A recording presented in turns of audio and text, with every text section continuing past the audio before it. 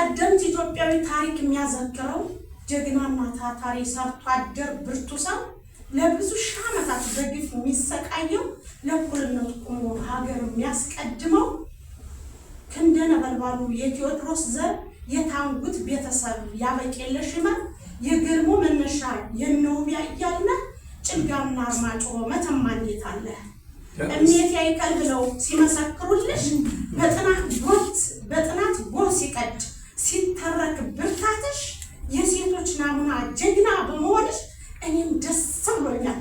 አንቺ ምን ተሰማሽ?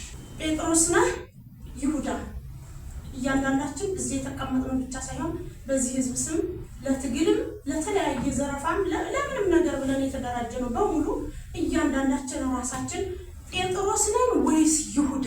ራሳችሁን ከአንደኛው ፓርቲ እንድታስቀምጡ ፈልጋለሁ። ካን ይጀምሩ።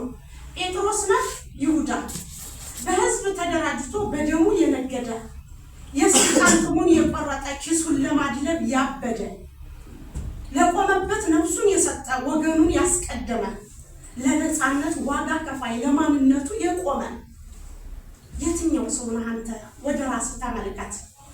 እንደ ይሁዳ ሳይሆን እንደ ጴጥሮስ ተጸጸተ። ላጠፋው ወይስ ላጣው ሚለውን አምላክ አወቀ። ጴጥሮስ ቢጸጸት ጸደቀ፣ ይሁዳ ቢጸጸት ታነቀ።